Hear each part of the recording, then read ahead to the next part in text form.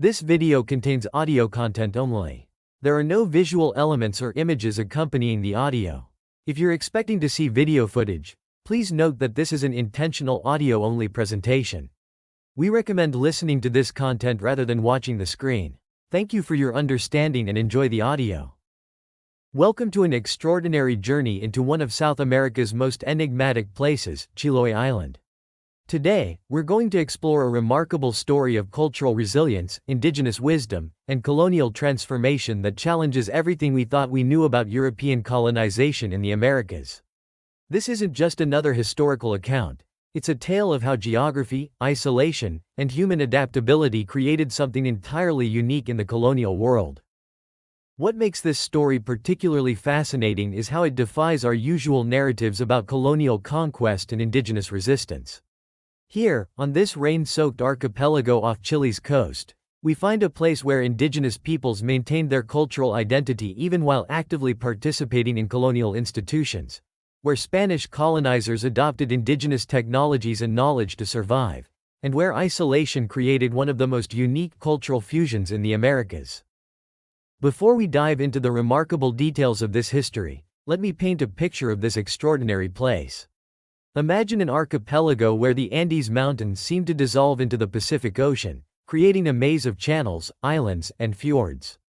The main island, Isla Grande de Chiloé, is a tear-shaped territory roughly the size of Puerto Rico, making it Chile's second largest island. But size alone doesn't capture what makes this place special. Chiloé exists in a world of its own, separated from mainland Chile by the treacherous Chacao Channel, whose powerful currents and unpredictable weather have claimed countless ships over the centuries. This geographical isolation has been crucial in shaping its distinct history and culture. The island experiences near constant rainfall, with locals saying there are 13 months of winter each year. This creates a landscape of dense temperate rainforests, peat bogs, and rolling hills that differs dramatically from mainland Chile. The island's western coast faces the full fury of the Pacific Ocean, with cliffs that rise dramatically from the sea, battered by relentless waves and winds. In contrast, the eastern shore is protected by other islands in the archipelago, creating a more hospitable environment where most human settlement has historically occurred. This duality, one face wild and untamed, the other more welcoming, mirrors the cultural duality that would develop here over centuries. The geography itself tells a story of adaptation and resilience. The entire coastline is indented with countless bays and inlets, creating natural harbors that have sheltered fishing communities for thousands of years. The interior is characterized by the Peuchen and Pirilil mountain ranges, neither reaching higher than 800 meters, but creating distinct microclimates that indigenous peoples learned to exploit for agriculture and gathering. Today, Chiloé stands as a living testament to this unique history. Its UNESCO World Heritage wooden churches, built through indigenous Spanish collaboration, represent a unique architectural tradition found nowhere else in the world. Its distinctive folklore blends European and indigenous elements in ways that continue to captivate anthropologists and cultural scholars. And its communities still practice traditional customs that date back centuries, even as they adapt to modern challenges. What makes Chiloé particularly fascinating is how its isolation and unique geography created conditions for cultural preservation and fusion unlike anywhere else in South America. While other regions saw indigenous cultures largely displaced or eliminated, Chiloé became a place where indigenous traditions not only survived but merged with European influences in fascinating ways. This survival wasn't just a matter of resistance, it was about adaptation, innovation, and the creation of something entirely new. As we explore this remarkable history, we'll discover how indigenous peoples maintained their cultural identity while actively participating in colonial institutions, how Spanish colonizers had to adapt and adopt indigenous technologies to survive, and how isolation created one of the most unique cultural fusions in the Americas. We'll learn about sophisticated maritime technologies that amazed European explorers, agricultural practices that helped feed the world, and spiritual beliefs that continued to shape life on the island today. 1. Pre-Hispanic indigenous groups, the Chono, Huilish, and Kunko peoples. The story of Chiloé's indigenous peoples begins far earlier than most people realize. Archaeological excavations at sites like Puente Quilo, just 16 kilometers west of modern-day Ancud, have revealed human habitation dating back more than 6,200 years. But what's truly remarkable isn't just the age of these settlements, it's the sophisticated cultural adaptations they represent. The earliest evidence comes from the extensive shell middens that dot the coastline. These aren't just refuse heaps. They're detailed historical records that tell us about ancient dietary practices, technological innovations, and even climate changes. At Monte Verde, less than 50 kilometers from Chiloé, archaeologists have uncovered evidence of human presence dating back to 12,000 BCE, suggesting that the archipelago's first inhabitants may have arrived even earlier than current evidence indicates. The Chono people were the first known ethnic group to establish themselves permanently in the archipelago. Their maritime adaptation was so complete that early Spanish chroniclers described them as people of the sea, who seemed more comfortable on water than land. The Chono developed a remarkable set of technologies and cultural practices perfectly suited to life in this challenging environment. Perhaps their most impressive innovation was the dalca, a boat that would later amaze Spanish colonizers with its seaworthiness. These vessels were constructed using 3 long planks of Alirse wood, sewn together with tough vines from the larch tree and sealed with a mixture of bark fibers and natural resins. The genius of their design lay in its flexibility. Unlike rigid European boats, dalcas could flex with the waves, making them far more suitable for navigating the archipelago's treacherous waters. The Chono lived in small, highly mobile family groups, developing a seasonal round that took full advantage of the archipelago's resources. During summer months, they would establish temporary camps on the outer islands to hunt seals and collect shellfish. In winter, they would move to more protected waters, where they had constructed elaborate stone fish traps that worked with the tides to capture fish efficiently. Archaeological evidence suggests they maintained sophisticated knowledge systems about marine resources. Studies of their shell middens show careful selection of shellfish species and harvesting patterns that avoided depleting populations. They developed specialized tools for different marine environments, bone hooks for deep water fishing, stone weights for diving, and specialized implements for extracting shellfish from rocks. Around 800 years before European contact, the Hulish people arrived from the mainland, bringing with them agricultural knowledge that would transform the archipelago.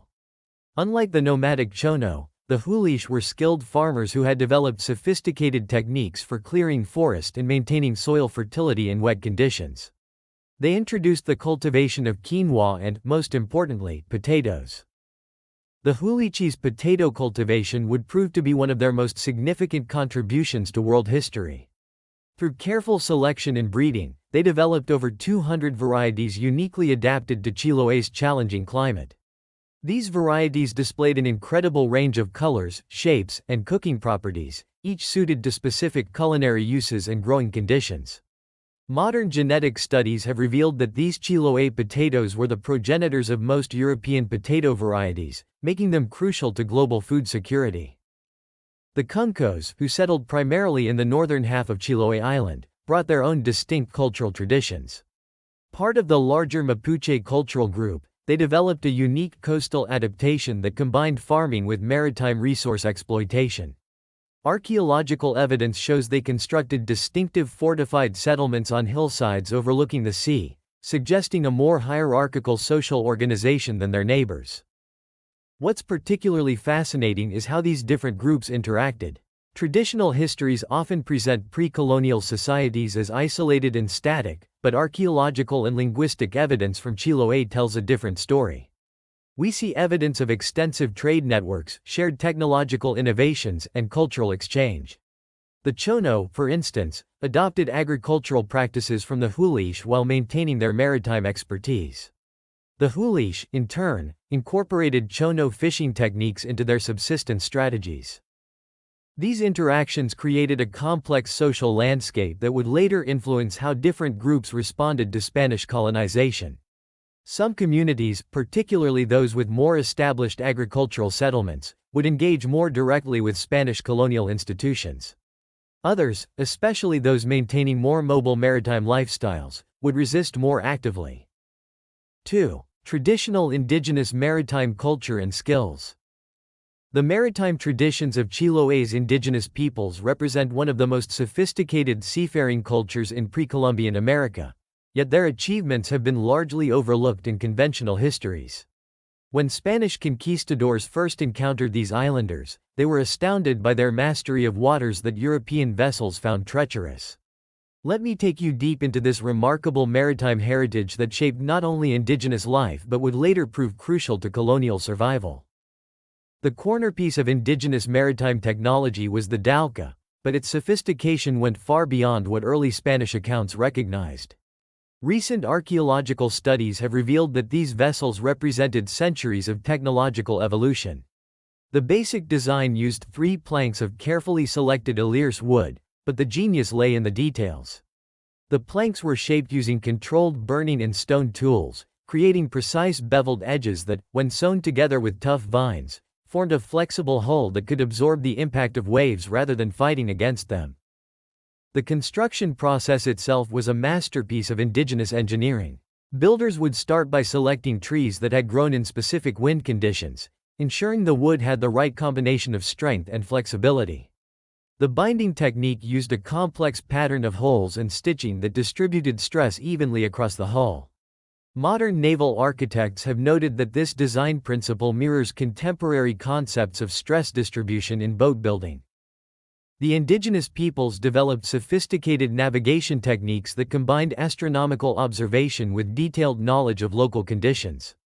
They recognized specific star patterns that helped them navigate during the brief periods of clear weather.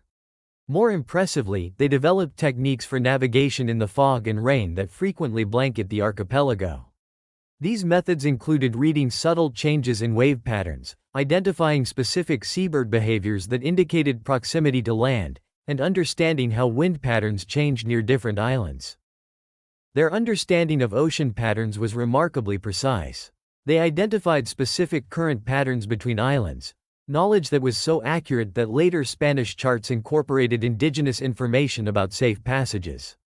They recognized seasonal changes in these patterns and developed a complex system of maritime routes that changed with the seasons.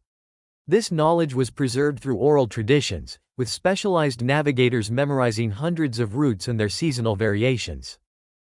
The indigenous diving traditions of Chiloé were equally remarkable. Women were often the primary divers, developing techniques that allowed them to work in water temperatures that could drop below 10 degrees Celsius, 50 degrees Fahrenheit. They used stone weights to help them descend and developed specific breathing techniques that modern free diving experts have studied with interest. Archaeological evidence suggests they were regularly diving to depths of 20 meters or more to harvest shellfish and collect specific types of seaweed. Their fishing technologies went far beyond simple hook and line methods. The stone fish traps, corrales de pesca, they constructed were engineering masterpieces that demonstrated sophisticated understanding of tidal patterns and fish behavior. These structures, some of which stretched for hundreds of meters, were built with carefully calculated angles and heights that worked with local tidal patterns to trap fish naturally. Modern studies have shown that these designs maximized catch while allowing smaller fish to escape, essentially incorporating sustainable fishing practices into their basic design. The indigenous peoples developed complex systems for preserving and processing marine resources. They created sophisticated smoking techniques that allowed fish to be preserved for months, crucial for survival during winter. They developed methods for processing seaweed into storage-stable forms, and created techniques for preserving shellfish through controlled fermentation. These preservation methods would later prove crucial during the colonial period, when European preservation techniques proved less effective in Chiloé's humid climate. Perhaps most remarkable was their system of marine resource management. They developed sophisticated understanding of breeding cycles and migration patterns, creating cultural prohibitions against harvesting during specific times and in specific places. They recognized the importance of maintaining breeding populations and developed systems for rotating harvest areas to prevent overexploitation. These traditional management practices were so effective that many local fishing communities still incorporate aspects of them today. The maritime culture extended beyond mere subsistence activities. The sea played a central role in spiritual beliefs and social organization. Different families and communities had traditional rights to specific fishing grounds, but these rights came with responsibilities for maintaining the resource. They developed elaborate ceremonies around maritime activities, with specific rituals for boat building, fishing, and navigation. Many of these ceremonies survived into the colonial period by being incorporated into Catholic celebrations. This maritime expertise would prove crucial during the colonial period, fundamentally shaping how Spanish colonization unfolded in Chiloé. Unlike other parts of the Americas where indigenous knowledge was often dismissed or destroyed, in Chiloé the Spanish quickly recognized that their survival depended on understanding and adopting indigenous maritime practices. This created unique patterns of cultural exchange and preservation that would distinguish Chiloé's colonial experience from that of mainland Chile. 3. Spanish arrival and early colonial period. The Spanish arrival in Chiloé marks one of the most fascinating chapters in colonial American history, distinguished by unique patterns of cultural interaction that would shape the archipelago's development for centuries to come. The story begins in 1540 when Alonso de Camargo first sighted the coastline, followed by Francisco de Ulloa's more detailed exploration in 1553. However, it was Martín Ruiz de Gamboa's expedition in 1567, leading 110 Spanish soldiers, that would initiate the formal colonization of Chiloé, a process that would unfold very differently from colonial experiences elsewhere in the Americas. What makes Chiloé's colonial story particularly remarkable was its immediate departure from typical Spanish conquest patterns. While Gamboa followed standard practice by founding the city of Castro and implementing the encomienda system, the harsh reality of the archipelago's environment quickly forced radical adaptations. The Spanish found themselves in a situation where their traditional colonial playbook simply wouldn't work. The first years of colonization were marked by near disaster. Spanish crops failed in the wet climate, European livestock struggled to adapt, and traditional building techniques proved inadequate against the constant rain. Contemporary accounts tell of Spanish soldiers reduced to wearing indigenous clothing made from sealskins and learning to eat shellfish they had initially dismissed as Indian food. A letter from 1578 describes colonists living more like savages than Christians, a situation that horrified officials in Lima but would ultimately lead to Chiloé's unique cultural fusion. The isolation of the colony played a crucial role in shaping these developments. Unlike other colonial territories, Chiloé received only one supply ship per year from Peru, known as the Lima ship. This limited contact with the outside world meant colonists couldn't rely on regular support from the Spanish Empire. The psychological impact of this isolation was profound. Colonists knew that survival depended on adapting to local conditions and working with indigenous knowledge. What emerged was a fascinating process of cultural exchange and adaptation. Spanish colonists began learning indigenous boat-building techniques, adopting local agricultural practices, and incorporating native food preservation methods. They discovered that indigenous potato varieties were far more reliable than European crops, and that traditional fishing techniques were more effective than European methods in local waters. This dependency on indigenous knowledge created a more complex power dynamic than in other colonial settings. The pattern of settlement itself reflected this cultural adaptation. Rather than forcing indigenous peoples into European-styled towns, Spanish settlers began adopting the dispersed settlement pattern that characterized indigenous communities. This led to the development of a unique colonial landscape where Spanish authority was maintained through a network of small settlements rather than concentrated urban centers. Perhaps most remarkably, the Spanish quickly recognized the superiority of indigenous maritime technology. By the 1600s, Spanish authorities were actively promoting the construction of dhoulkas rather than European-style boats for local use. Documents from the period show Spanish officials requesting indigenous boat builders to train colonial shipwrights, leading to the development of hybrid vessel designs that combined European and indigenous technologies. The role of women in this colonial society also developed along unique lines. Indigenous women, particularly those skilled in textile production and food preservation, maintained significant economic independence. Spanish documents from the period frequently mention indigenous women engaging in trade and maintaining control over their own resources, a situation that contrasted sharply with colonial gender relations elsewhere in Spanish America. The emergence of the Minga system during this period perfectly illustrates the unique cultural fusion taking place. This system of communal labor, combining indigenous traditions of reciprocal work with Spanish colonial administration, became fundamental to colonial life. The Minga was used for everything from building churches to harvesting potatoes, creating social bonds that crossed ethnic and class lines. The colonization of Chiloé also saw the development of a unique legal system that blended Spanish colonial law with indigenous customs. While officially under Spanish jurisdiction, local disputes were often resolved through traditional indigenous mediation practices. Documents from the period show Spanish authorities regularly consulting with indigenous leaders on matters of local governance, creating what historians now recognize as one of the earliest examples of legal pluralism in colonial America. The Spanish colonists' need to adapt extended to their military strategies as well. Traditional Spanish military tactics, focused on cavalry and formal battlefield engagements, were useless in Chiloé's dense forests and complex waterways. Instead, they adopted indigenous methods of warfare and navigation. Spanish soldiers learned to use indigenous-style canoes for military operations and adopted native techniques for moving through the forest. This military adaptation would later prove crucial during conflicts with Dutch and English pirates who attempted to establish bases in the archipelago. One of the most fascinating aspects of this period was the evolution of language and communication. Rather than simply imposing Spanish, a unique dialect emerged that incorporated indigenous terms, particularly for describing local flora, fauna, and maritime conditions. This dialect, known as Chilote Spanish, remains distinct today and preserves many words from the original indigenous languages of the archipelago. The economic system that developed during this period was equally unique. Unlike other colonial territories where Spain imposed strict economic controls, Chiloé developed a more flexible system based on local exchange networks.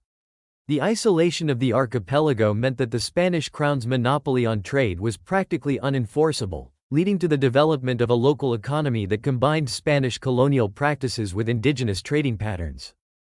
Agricultural practices during this period demonstrate the complex nature of colonial adaptation.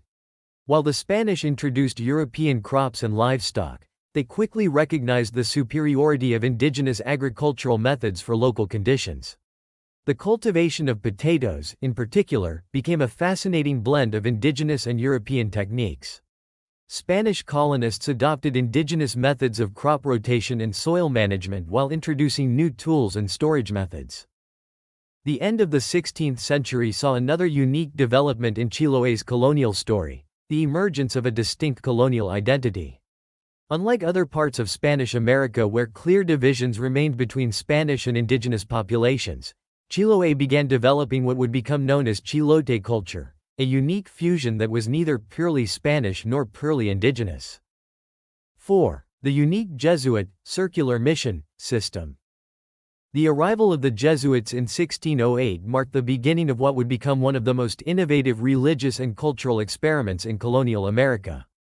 Faced with Chiloé's challenging geography and scattered population, the Jesuits developed their circular mission system, a unique approach to evangelization that would profoundly shape the archipelago's cultural landscape. The Jesuit circular mission system was unlike anything attempted elsewhere in colonial America. Rather than establishing permanent mission settlements like the famous Reducciones of Paraguay, the Jesuits of Chiloé created a mobile missionary network that adapted to the archipelago's maritime culture. Each year, between September and May when weather permitted, pairs of Jesuits would embark on extraordinary journeys that could last up to 8 months, traveling in indigenous-style boats from island to island. What made this system particularly remarkable was its sophisticated integration of indigenous cultural elements. The Jesuits quickly realized that traditional European missionary methods wouldn't work in Chiloé's unique environment. Instead, they developed what they called the method of accommodation, a careful adaptation of Catholic practices to local cultural patterns that would have been considered radical elsewhere in colonial America. The physical infrastructure of this system was built around the construction of wooden churches, but these weren't simple copies of European designs. The churches of Chiloé represented a unique architectural fusion that combined Spanish religious requirements with indigenous building techniques. Master indigenous carpenters, known as carpinteros de ribera, shoreline carpenters, applied their shipbuilding expertise to church construction, creating structures that literally used boat-building techniques to create religious architecture. These churches were positioned strategically along the coastline, visible to approaching boats, creating what anthropologists now recognize as a sacred maritime geography. Each church was built without nails, using indigenous wood joining techniques, and incorporated local symbolic elements into their design. The interior layouts combined Catholic liturgical requirements with indigenous spatial concepts, creating unique worship spaces that reflected both traditions. The Jesuit system relied heavily on indigenous participation through the institution of fiscales, local religious leaders who maintained religious practices during the missionaries' absence. This was a radical departure from standard missionary practice. The fiscales weren't simply assistants, they were given significant religious authority, including the power to perform baptisms in emergencies and lead certain religious ceremonies. Many fiscales were women, another unusual feature that reflected indigenous cultural patterns. Perhaps most fascinating was the development of a unique religious calendar that merged Catholic feast days with indigenous seasonal celebrations. The Jesuits recognized that indigenous communities organized their lives around maritime and agricultural cycles, so they carefully aligned Christian celebrations with these traditional patterns. For example, the Feast of San Pedro, patron saint of fishermen, was timed to coincide with traditional maritime ceremonies. The Jesuits documented their experiences extensively, leaving behind detailed accounts that provide invaluable insights into indigenous life during this period. Their reports describe complex ceremonies that blended Catholic rituals with indigenous practices, the use of traditional music in religious services, and the incorporation of indigenous symbolic elements into Catholic teaching. They recorded indigenous languages, documented traditional practices, and created what amounts to an ethnographic record of 17th-century Chilote culture. The mission system also became an important economic network. The Jesuits established a system of trade between islands, using their annual circuit to facilitate exchange of goods and resources. They introduced new crops and animals but did so in ways that complemented rather than replaced traditional subsistence patterns. This economic role would prove crucial during periods when the annual supply ship from Peru failed to arrive.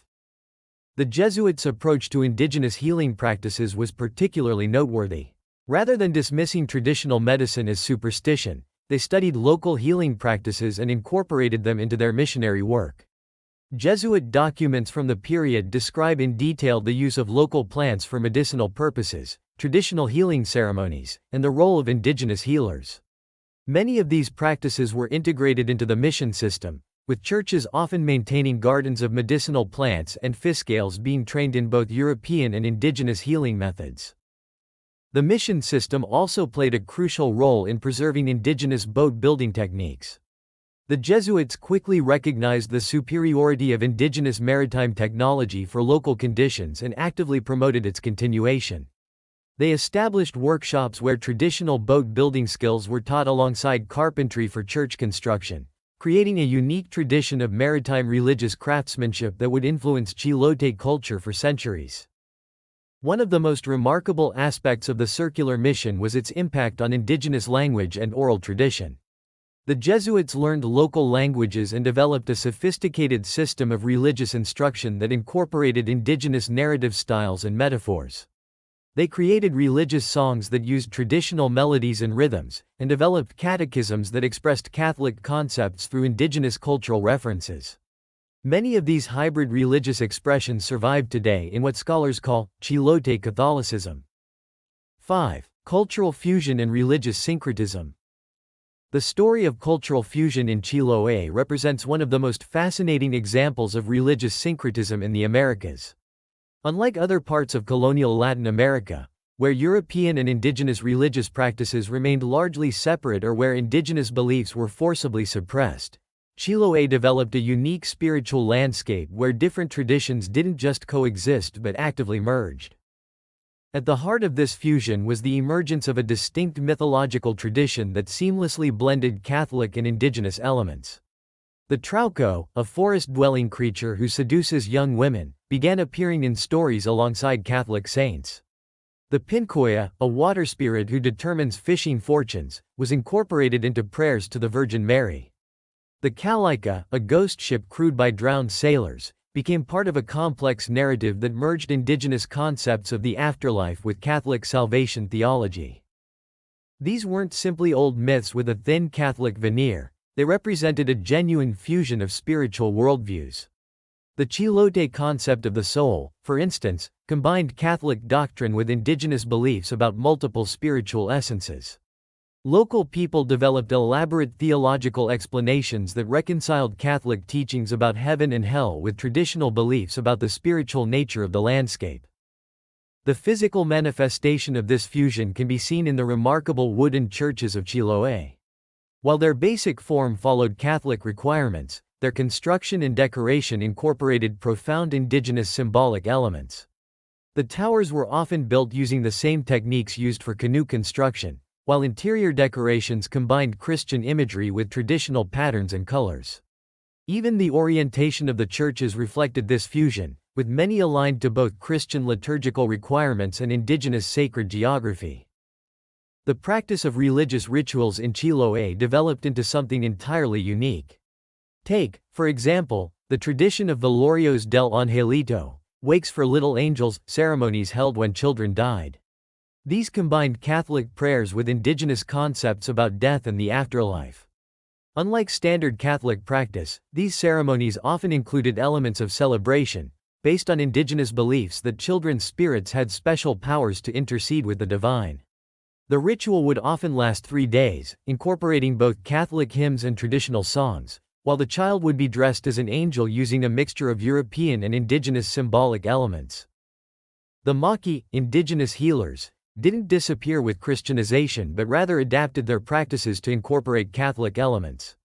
They began using Catholic prayers alongside traditional healing ceremonies, blessed their medicinal herbs with holy water, and developed elaborate explanations for how their traditional practices aligned with Catholic theology.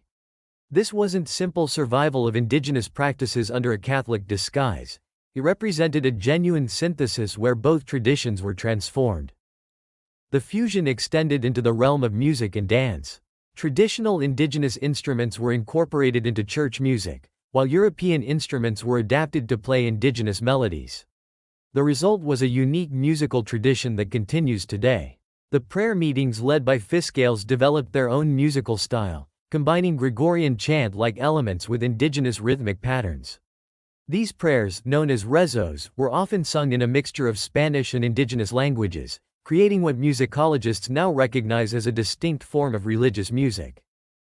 Perhaps most fascinating was the development of a unique calendar of religious observances that merged Catholic feast days with indigenous seasonal celebrations.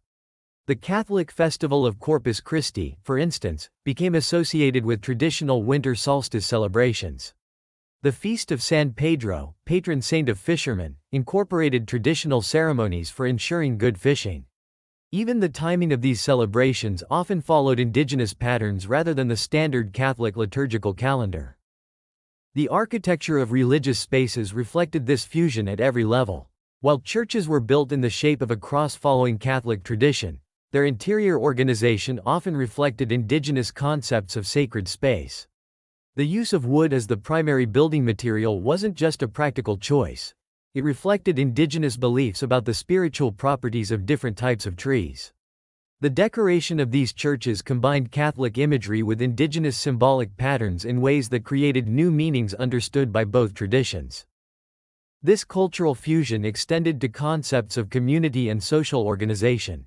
The traditional indigenous practice of minga, communal work parties, was incorporated into church construction and maintenance, creating a unique system where community labor became a form of religious devotion. The role of fiscales evolved to include both religious and traditional community leadership functions, creating a new type of local authority that bridged both worlds. Even the concept of miracle and divine intervention took on unique forms in Chiloé. Stories of miraculous events typically combined elements from both traditions. Statues of saints might exhibit powers similar to those traditionally attributed to indigenous spirit helpers, while indigenous sacred sites became associated with appearances of the Virgin Mary. These weren't simply Catholic miracles in an indigenous setting, but rather represented a new understanding of how the divine interacted with the human world. The emergence of Chilote traditional medicine perfectly exemplifies this cultural fusion. Curanderos, healers, developed a complex system that combined Catholic prayers with indigenous herbal knowledge and healing rituals. Sacred sites associated with healing often featured both a Catholic cross and traditional markers of spiritual power. The Maquis began using Catholic saints' medals alongside traditional healing objects, creating complex therapeutic systems that drew on both traditions' understanding of illness and healing.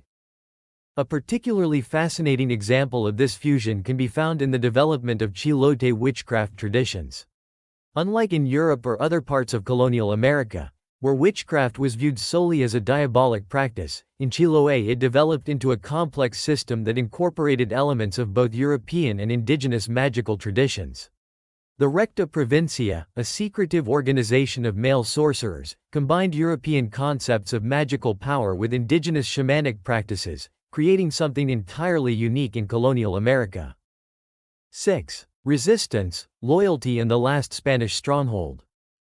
In one of history's most intriguing paradoxes, Chiloé became the last Spanish holdout in Chile, successfully resisting Patriot invasions until 1826, long after the rest of Chile had gained independence. This remarkable loyalty to the Spanish crown wasn't simply a matter of colonial control but reflected the unique social and cultural structures that had developed in the archipelago over 2 centuries of isolation. The story of Chiloé's resistance begins with the first independence movements in Chile around 1810. While the mainland erupted in revolutionary fervor, Chiloé remained steadfastly loyal to Spain.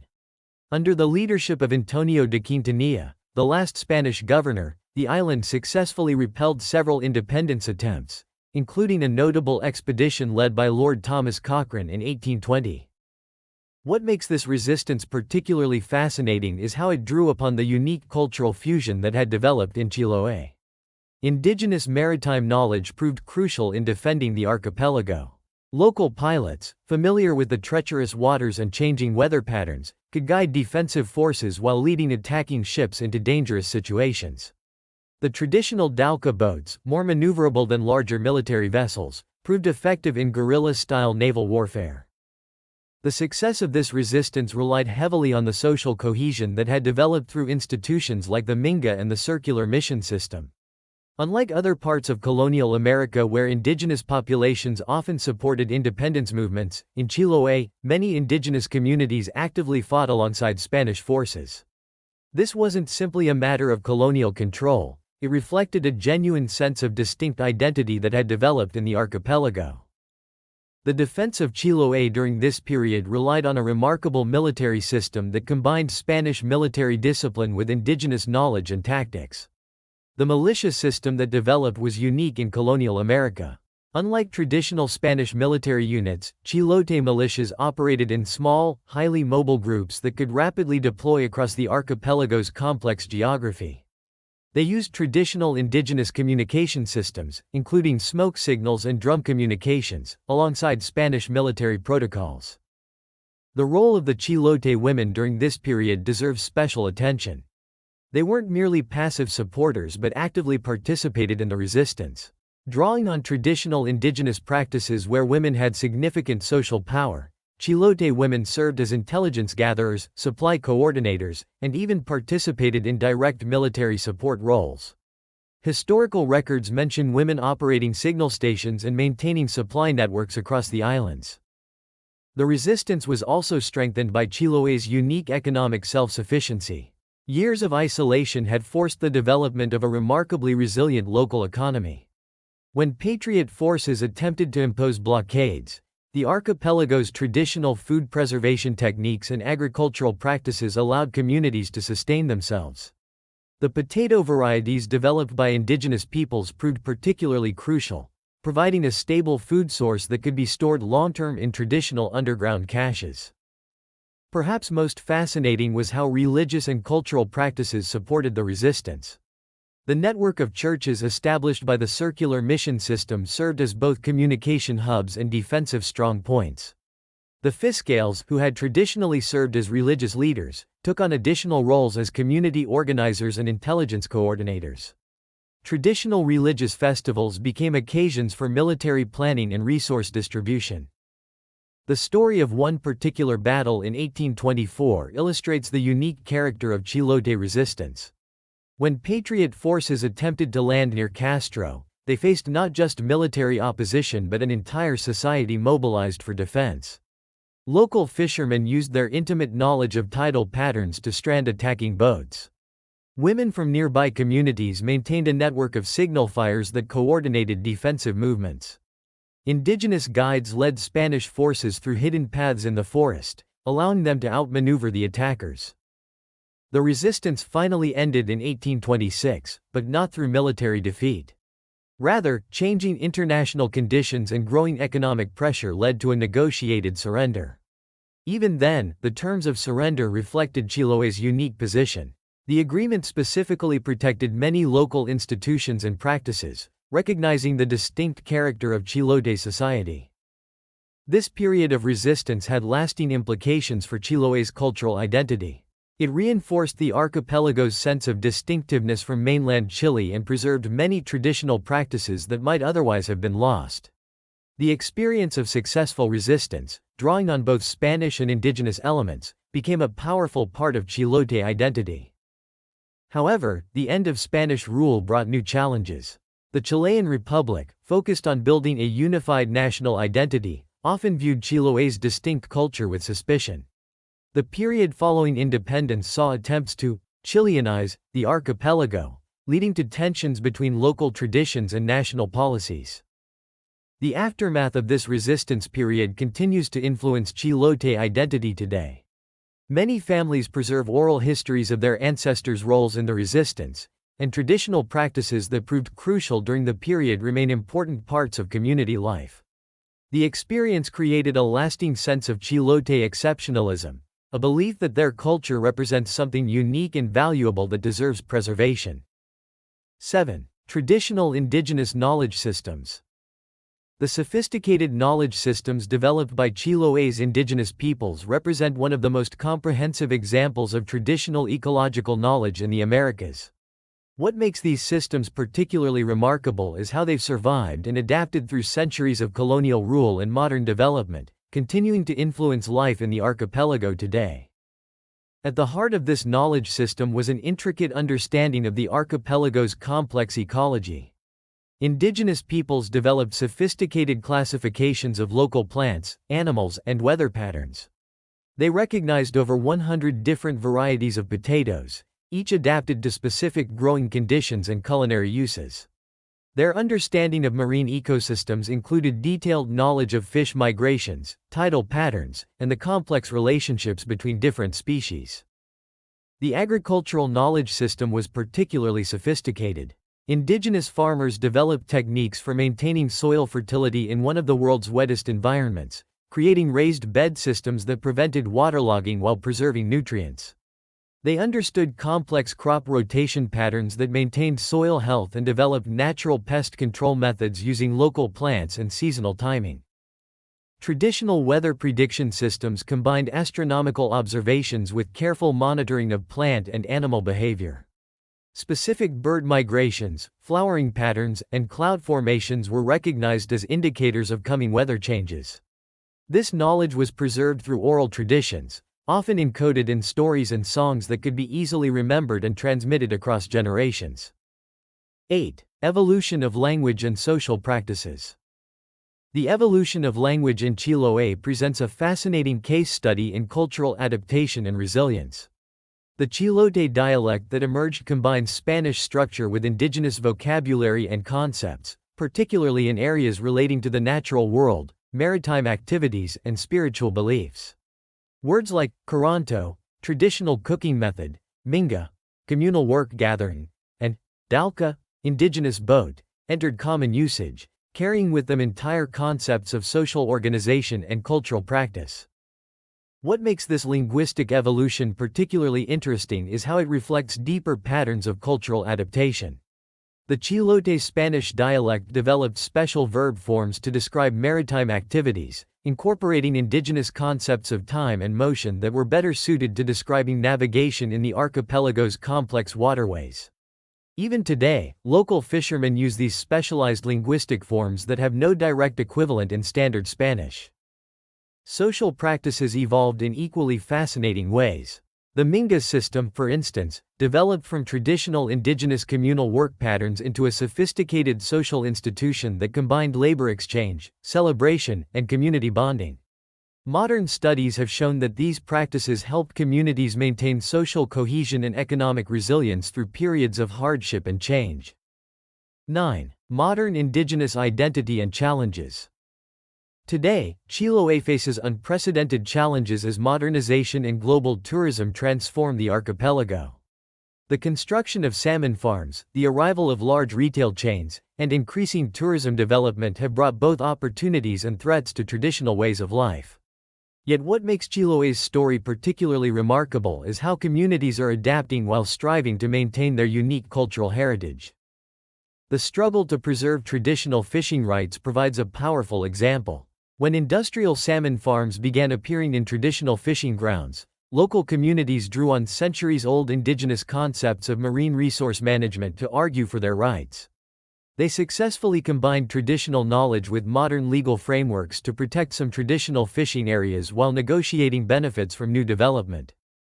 Modern Chilote identity has become increasingly important in debates about development and conservation.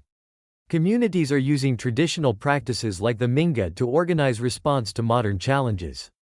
Traditional boat building techniques are being adapted for modern ecotourism. Indigenous agricultural knowledge is being applied to organic farming initiatives. The wooden churches of Chiloé, now UNESCO World Heritage Sites, exemplify both the challenges and opportunities of modernization. While tourism brings needed economic resources for preservation, it also risks turning living cultural traditions into museum pieces. Communities are working to find balance, maintaining traditional practices while adapting to modern realities. The story of Chiloé offers profound insights into how cultures adapt, resist, and transform through periods of dramatic change. It challenges conventional narratives about colonial conquest and indigenous resistance, showing how isolation and necessity can create unique patterns of cultural fusion and preservation. The archipelago's experience provides important lessons for understanding cultural resilience in an age of globalization. It demonstrates how traditional knowledge and practices can remain relevant and adaptive in the face of modern challenges. The unique fusion of indigenous and European elements that characterizes Chilote culture offers a model for understanding how traditions can be preserved while adapting to change. As we face global challenges of cultural preservation and environmental sustainability, Chiloé's experience offers valuable insights. The ways in which Chilote communities are adapting traditional practices to modern challenges while maintaining cultural identity provides important lessons for other communities facing similar pressures. In closing, I encourage you to explore more about this fascinating culture and consider how its lessons might apply to other contexts. Remember that cultural preservation isn't about freezing traditions in time, but about maintaining core values and practices while adapting to changing circumstances, something the people of Chiloé have been doing successfully for centuries. Thank you for joining me on this exploration of Chiloé's remarkable cultural heritage. Don't forget to like, subscribe, and share your thoughts in the comments below. Until next time, goodbye from the magical archipelago of Chiloé.